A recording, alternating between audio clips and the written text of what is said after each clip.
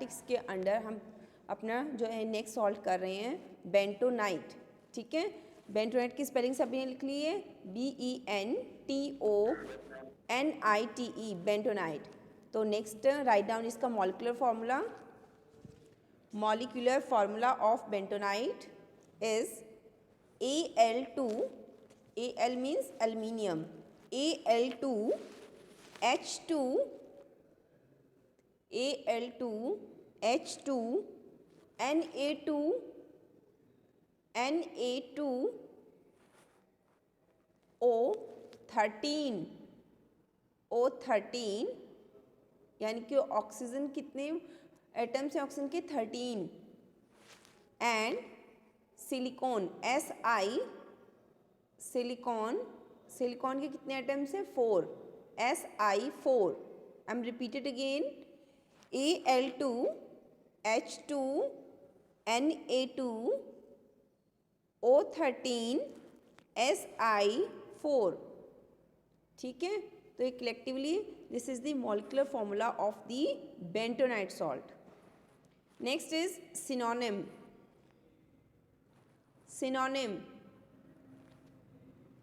Synonym के सामने लिखो एरो बना के, सोडियम बेंटोनाइट, सोडियम बेंटोनाइट,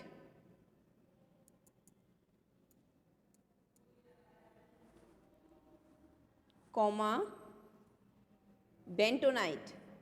इसे हम सोडियम बेंटोनाइट भी कह सकते हैं और सिंपली बेंटोनाइट भी कह सकते हैं। Sodium bentonite comma bentonite. Next is molecular weight. Next is molecular weight.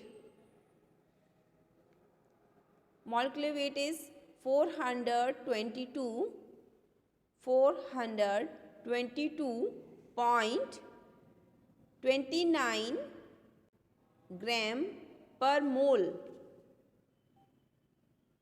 I am repeated again, 422 यानी कि 422.29 ग्राम पर मोल, 422.29 gram per mole. Okay, done? Yes ma'am. Okay, next heading डालो बच्चे, प्रॉपर्टीज। प्रॉपर्टीज कैसी किस कौन कौन सी प्रॉपर्टीज हैं इसमें? हाइड्रेशन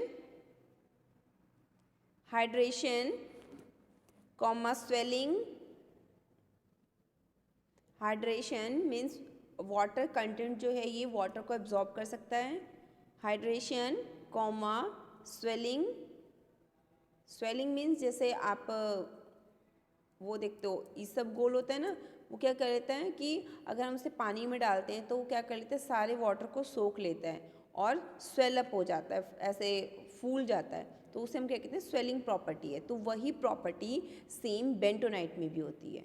ठीक है, कि ये भी क्या करता है, वाटर को एब्जॉर्ब कर लेता है और एब्जॉर्ब करने के बाद स्वेल अप हो जाता है, मीन्स फूल जाता है ऐसे। ठीक है, तो आपने लिखा है hydration comma swelling. Water absorption,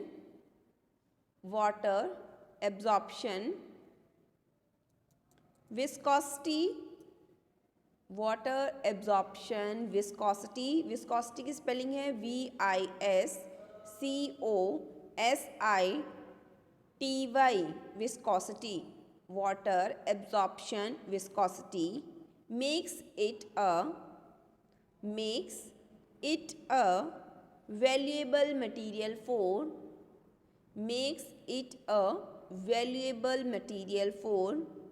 a wide range of uses,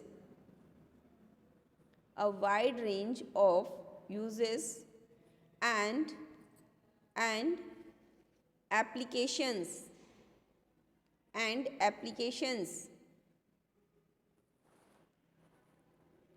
next is uses. Heading डालो,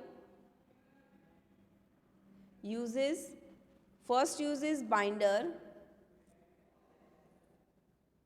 बाइंडर जो बाइंड करने का काम करता है। बाइंडर। थर्ड, नेक्स्ट पॉइंट लिखो, adsorbent. Adsorbent, second point is adsorbent.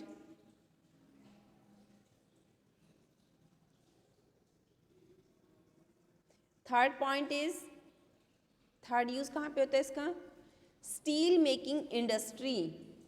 Steel making industry,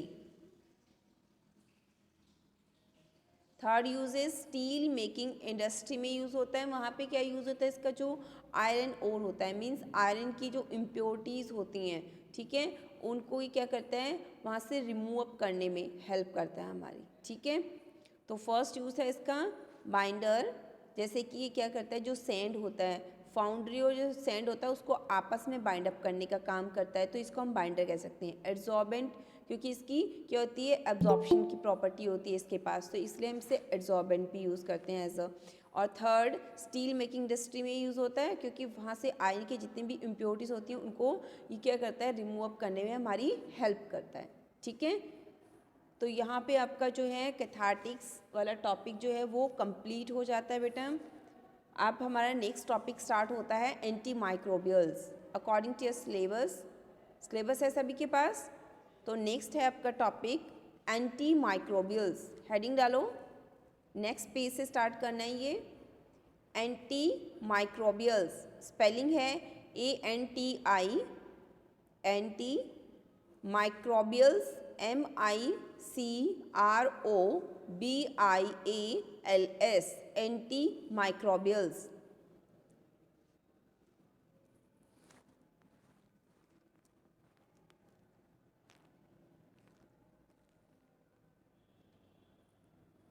done? Yes ma'am. Okay, तो anti microbials नाम से हमें पता चल रहा है, एंटी मीन्स जो कि अगेंस्ट होते हैं, ठीक है, किसके, माइक्रोबियल्स के। तो वो ड्रग्स या वो सब्सटेंस जिन्हें हम यूज़ करते हैं, आपके जो क्या होते हैं, बैक्टीरिया होते हैं, माइक्रोब्स, ठीक है, फंजाई होते हैं, प्रोटोजोआ होते हैं, उनकी ग्रोथ को डिस्ट्रॉय करने के लिए या फिर उनको किल करने के लिए हम जो सब्सटेंसेस यूज़ करते हैं, उस कैटेगरी के सब्सटेंसेस को हम क्या कहते हैं, एंटी माइक्रोबियल्स। अब इसमें क्या होता है, जो एंटी माइक्रोबियल्स होते हैं ये दो तरह के होते हैं, ठीक है। एक तो होते हैं साइड्स, एक होते हैं स्टैटिक्स।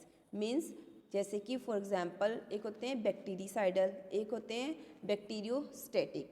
तो जिनके सामने बैक्टीरिसाइड्स लगा होता है, CIDES लगा होता है, इट मीन्स वो क्या करते हैं, बैक्टीरिया की ग्रोथ को बिल्कुल ही क्या करते हैं, उन्हें किल कर देते हैं, ठीक है। लेकिन जिनके सामने बैक्टीरियोस्टैटिक वर्ड लिखा होता है, मीन्स स्टैटिक, स्टैटिक वर्ड जो है वो ये डिनोट करता है कि वो बैक्टीरिया को किल नहीं करेंगे, सिर्फ क्या करेंगे, उनकी ग्रोथ को क्या करेंगे, रोक देंगे, ठीक है, इनहिबिट करते हैं उनकी ग्रोथ को, वो उन्हें आगे से फर्दर अपनी जो कॉलोनीज होती हैं उनको डेवलप करने से रोकते हैं, लेकिन उनको पूरी तरह किल नहीं कर पाते, उनकी कंसंट्रेशन कम होती है, जिस वजह से वो जब अपना एक्शन करते हैं, शो करते हैं, तो सिर्फ क्या करते हैं, फर्दर उसको ग्रोथ नहीं होने देते, ठीक है। तो इस वजह से उन्हें हम बैक्टीरियोस्टैटिक्स कहते हैं, और इनकी कंसंट्रेशन हाई होती है, जो पर्टिकुलरली क्या करते हैं, बैक्टीरियाज को किल कर देते हैं, उनको हम साइडल कहते हैं, चाहे वो बैक्टीरियासाइडल हो चाहे वायरसाइडल हो, ठीक है।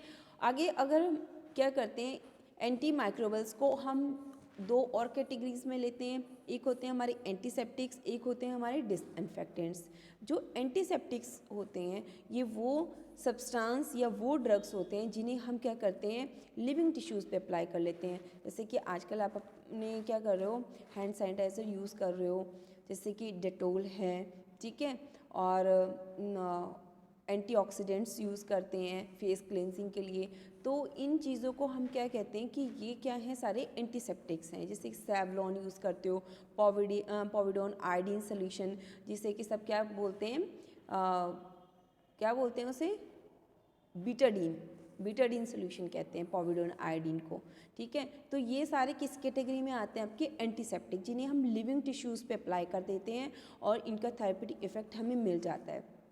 बट डिसइंफेक्टेंट्स क्या होते हैं, डिसइंफेक्टेंट्स फॉर एग्जांपल जैसे कि आपका लाइजोल होता है, ठीक है, फिनाइल होता है, और जो घरों में हम यूज़ करते हैं टॉयलेट वगैरह क्लीन करने के लिए हार्पिक जो होता है, ये भी क्या करते हैं, बैक्टीरिया की ग्रोथ को, माइक्रो ऑर्गेनिम्स को किल करते हैं। लेकिन हम इन्हें लिविंग टिश्यूज़ पे, फॉर एग्जांपल जैसे कि अगर हम इन्हें अपनी स्किन पे अप्लाई करते हैं या स्किन पे लग जाते हैं तो ये बहुत ही हार्मफुल होते हैं। हमारे जो लिविंग टिश्यूज़ हैं उनको ये क्या कर देते हैं, किल कर देते हैं, डिस्ट्रॉय कर देते हैं, जिस वजह से इनको हम क्या कहते हैं, एंटीसेप्टिक की कैटेगरीज में नहीं ले सकते। क्यों? क्योंकि ये लिविंग टिश्यूज़ पे अप्लाई नहीं होते। ये सिर्फ क्या होते हैं, आपके जो ऑब्जेक्ट्स होते हैं या हार्ड मटेरियल्स होते हैं, जैसे कि आपका फ्लोर हो गया, आपके वुडन मटेरियल्स हो गए, ठीक है, आपके ग्लास वेयर्स हो गए, उनको क्लीन करने के लिए हम यूज़ करते हैं। जैसे कि मैंने ये बताया, जैसे कि क्या होता है, लाइजोल, फिनाइल, हार्पिक, ठीक है। तो ये सब किस कैटेगरीज में आते हैं, आपके डिसइंफेक्टेंट कैटेगरीज में आते हैं, जिसे कि हम लिविंग टिश्यूज़ पे अप्लाई नहीं कर सकते। तो डिसइंफेक्टेंट्स एंड एंटीसेप्टिक में सबसे बड़ा मेजर डिफरेंस यही है कि आपके जो एंटीसेप्टिक्स होते हैं वो लिविंग ऑर्गेनिजम्स के लिए अप्लाई होते हैं, जो आपके जो जख्म वगैरह हो जाते हैं, वुंड्स वगैरह हो जाते हैं, उनको क्लीन करने के लिए, ठीक है, उनकी हीलिंग प्रोसेस के लिए यूज़ होते हैं। बट जो डिसइंफेक्टेंट्स होते हैं वो सिर्फ क्या करते हैं, क्लीनिंग पर्पस के लिए यूज़ होते हैं, ठीक है, बैक्टीरिया की ग्रोथ को किल करने के लिए कह सकते हैं और उनकी ग्रोथ को इनहिबिट करने के लिए यूज़ करते हैं। तो यहाँ तक क्लियर है सभी को, फर्स्ट ईयर? ठीक है बेटा, तो हम डेफिनेशन करेंगे एंटी माइक्रोबियल्स की, ठीक है। तो आप इंट्रोडक्शन लिखो, इंट्रोडक्शन लिख सकते हो, डेफिनेशन भी लिख सकते हो, ठीक है। Write down an anti microbial, bracket में लिख लो, disinfectant and antiseptic, disinfectant and antiseptic, bracket बंद, close the bracket, is a substance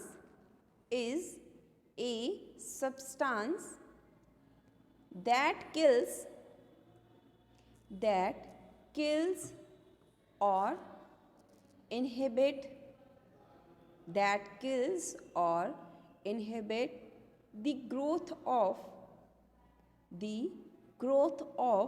microorganisms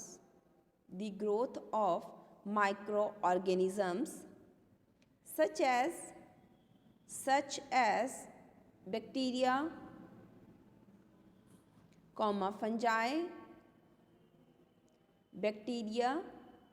fungi और protozoa.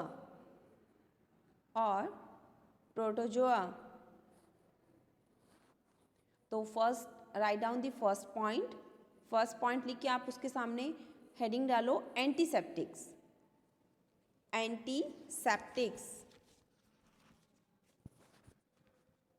Antiseptic is a substance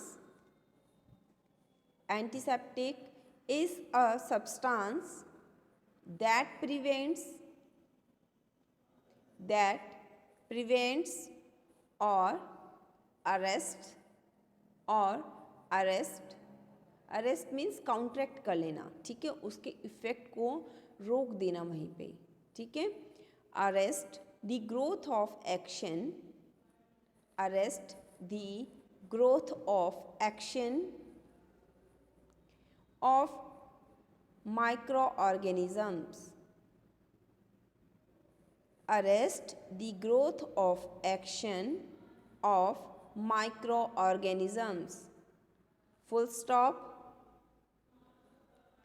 It acts by inhibiting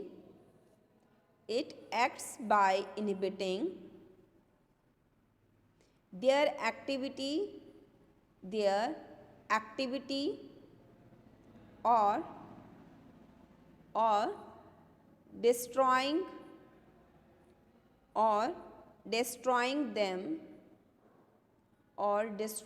them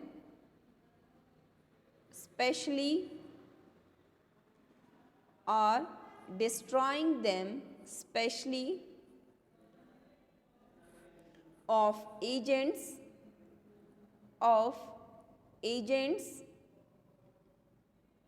applied to living tissue, applying to living tissue like surface of skin, like surface of skin, comma, okay बेटा, I am repeat it again. Antiseptics क्या होते हैं? Antiseptic is a substance that prevents और arrest the growth of action of microorganisms, full stop. It acts by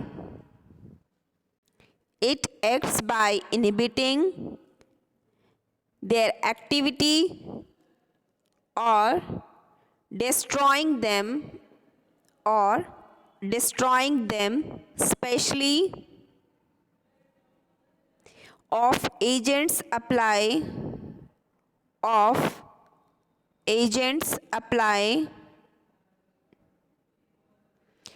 to the living tissues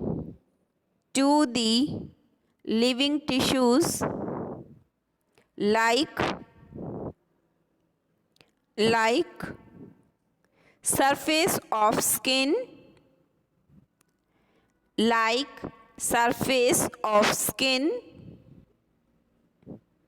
comma, application of antiseptic dressings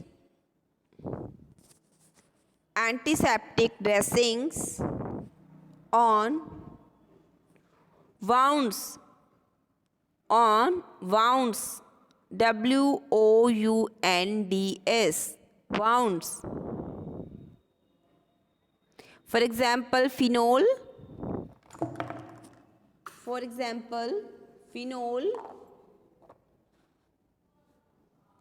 comma, iodine. Example लिखो, phenol, comma, iodine,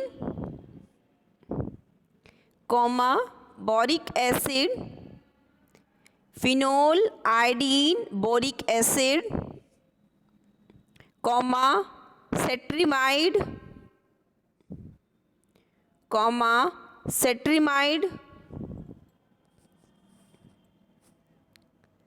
तो ये इसकी examples थी antiseptics की. जैसे मैंने कि आपको पहले समझाया था कि एंटीसेप्टिक्स क्या होते हैं, जो कि हम स्किन सरफेस पे जिनको अप्लाई कर सकते हैं. For example phenol, iodine, boric acid, cetrimide. इसमें आपके क्या होते हैं, जो हैंड सैनिटाइजर्स भी आ सकते हैं, डेटोल भी आ सकती है, ठीक है, सेवलॉन की भी एग्जांपल आप इसमें लिख सकते हो. ये सभी किस कैटेगरी में आते हैं? आपके एंटीसेप्टिक कैटेगरीज में आते हैं. ठीक है, नेक्स्ट है सेकेंड पॉइंट पे लिखो डिसइंफेक्टेंट्स. स्पेलिंग है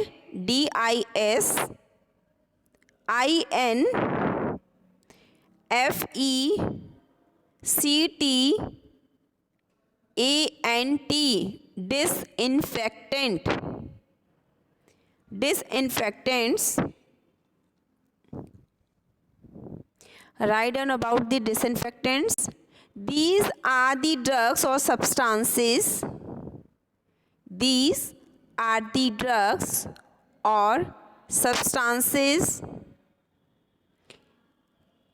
Used either to kill bacteria or prevent their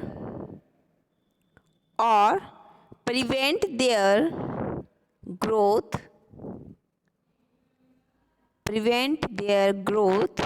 or multiplication.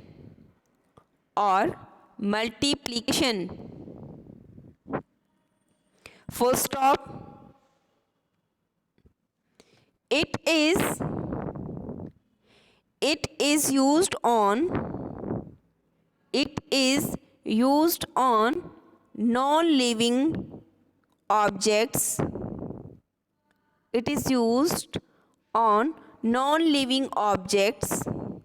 Or outside body outside body. For example, disinfection of, for example, disinfection of surgical instruments. Disinfection of surgical instruments, comma, sputum, sputum, sputum, sputum,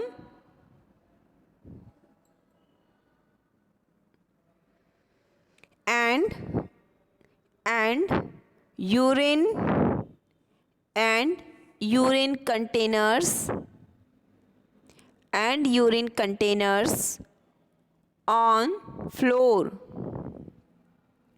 and urine containers on floor. Examples में लिखो क्रीसोल, comma phenol, क्रीसोल, comma phenol.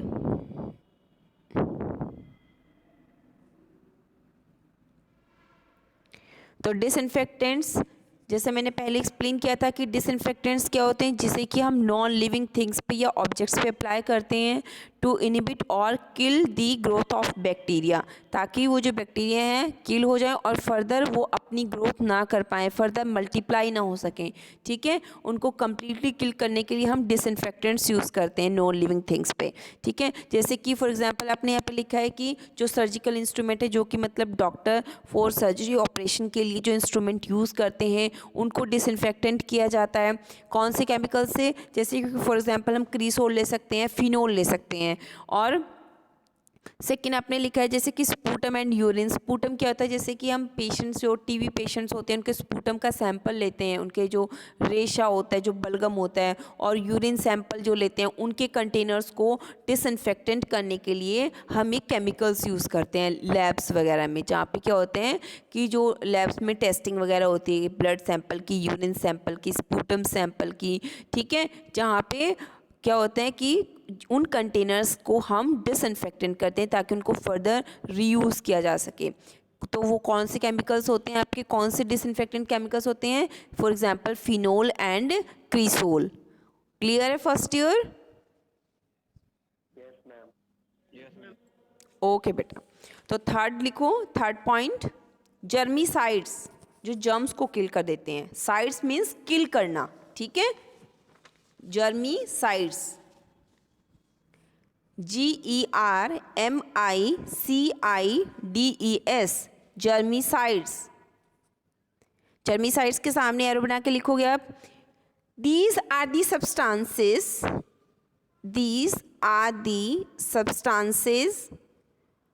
which kill the microorganisms.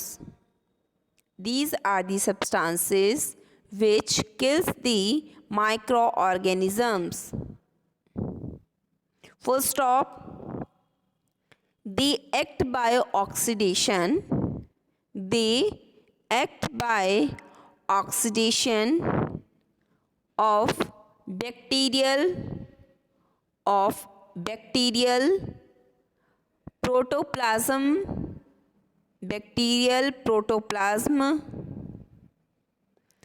comma, by denaturation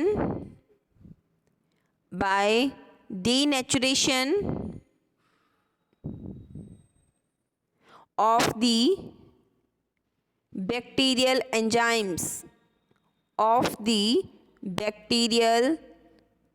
enzymes, and proteins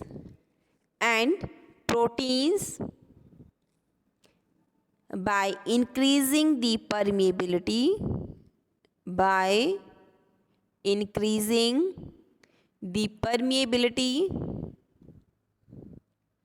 of bacterial cell membrane,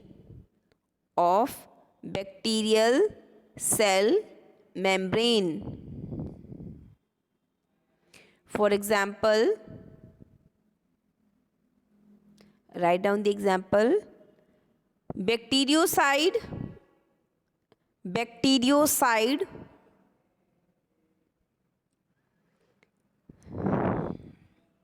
bracket में लिख लो इसके सामने against bacteria. Bacteriocide जो होते हैं वो क्या करते हैं, बैक्टीरिया को किल करते हैं। तो अगेंस्ट बैक्टीरिया लिखो, अगेंस्ट बैक्टीरिया ब्रैकेट बंद,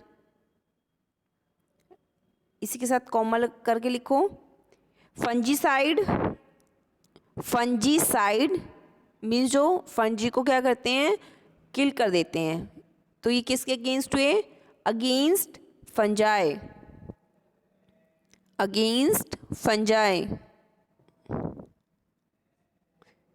कॉमा।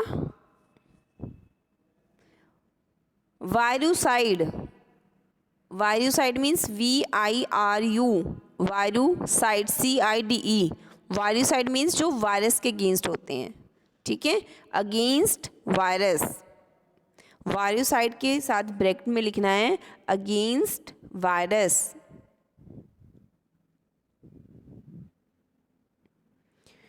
तो हम यहाँ पे जर्मीसाइड्स की बात कर रहे हैं। तो जर्मीसाइड्स क्या होते हैं, जो कि जर्म्स को किल कर देते हैं। कौन कौन से जर्म्स होते हैं, जैसे कि आपके बैक्टीरियाज होते हैं, ठीक है, वायरस होते हैं, फंजाई होते हैं, इनको किल कर देते हैं, उनको हम क्या कहते हैं, जर्मीसाइड्स कहते हैं। तो ये अपना फंक्शन कैसे शो करते हैं, अपना मैकेनिज्म कैसे शो करते हैं, क्या होता है कि जो इतने बैक्टीरिया वगैरह होते हैं, इन्हें अपनी ग्रोथ के लिए क्या किस चीज़ की ज़रूरत होती है, प्रोटीन्स की ज़रूरत होती है। तो क्या करते हैं ये, फॉर एग्ज़ाम्पल जैसे आपने देखा होगा कि कई बार हमारे फेस पे क्या होता है, एक्ने वगैरह हो जाते हैं। तो वो जो एक्ने होती है, बेसिकली उस एक्ने के ग्रोथ होने के पीछे क्या होता है कि उसमें प्रोटीन होता है। तो हम क्या करते हैं, हम जो यूज़ करते हैं जैसे कि एंटीसेप्टिक्स यूज़ करते हैं, वो एंटीसेप्टिक क्या करेगा, उस एक्ने को कैसे ट्रीट करता है और कैसा मैकेनिज्म शो करता है अपना, वो क्या करता है कि वो जो प्रोटीन होती है उस एक्ने में, ठीक है, जो वाइट कलर का मटेरियल होता है उस एक्ने के अंदर, उसकी डीनेचुरेशन कर देते हैं। ठीक है, कैसे, बाय ऑक्सीडेशन प्रोसेस के थ्रू उस प्रोटीन की डीनेचुरेशन कर देते हैं, जिसकी वजह से वो जो एक्ने है फर्दर ग्रोथ नहीं कर पाता। मीन्स जो बैक्टीरिया है वो फर्दर अपना प्रोसेस जो है वो नहीं कर पाएगा, फर्दर ग्रोथ नहीं कर पाएगा, ठीक है, जिसकी वजह से क्या होता है कि हमारा एक्ने ट्रीट हो जाता है और बैक्टीरिया की ग्रोथ जो होती है वो नहीं हो पाती फर्दर। तो यहाँ तक आपका जर्मीसाइड्स क्लियर हो गया? ओके बेटा, तो हम क्या करते हैं, फोर्थ पॉइंट करते हैं अब। Fourth point bacteriostatics, fourth heading डालो बैक्टीरियोस्टैटिक्स।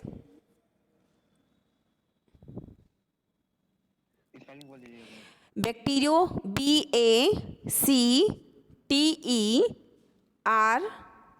BACTERIO, bacteriostatics STATICS, बैक्टीरियोस्टैटिक्स।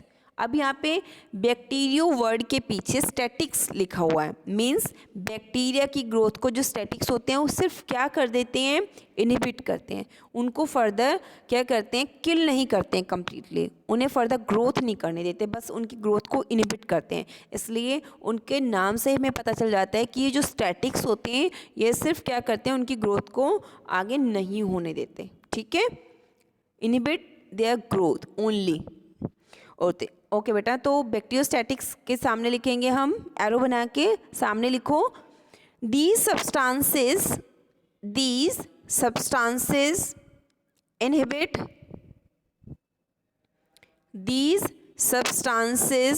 Inhibit the growth of bacteria. These substances inhibit the growth of bacteria. Full stop. These drugs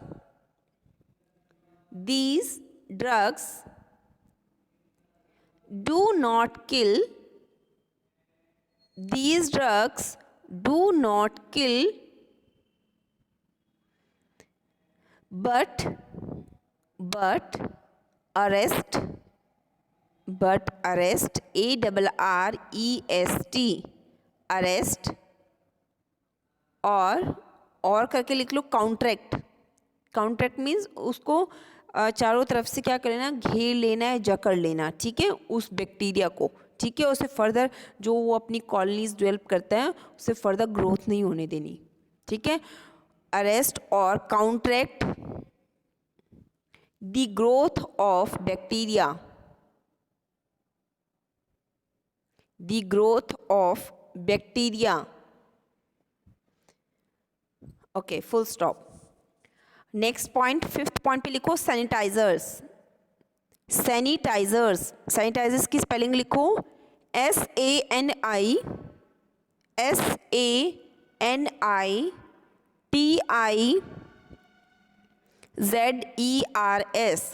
sanitisers. Sanitizers के सामने लिखो sanitizer is the process, sanitizer is the process of rendering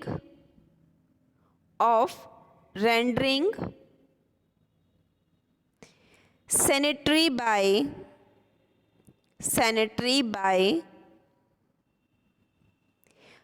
reducing the number, sanitary by reducing the number of bacteria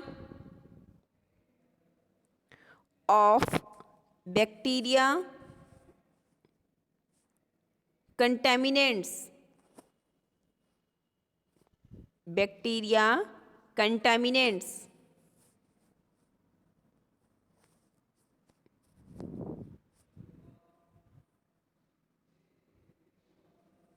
done,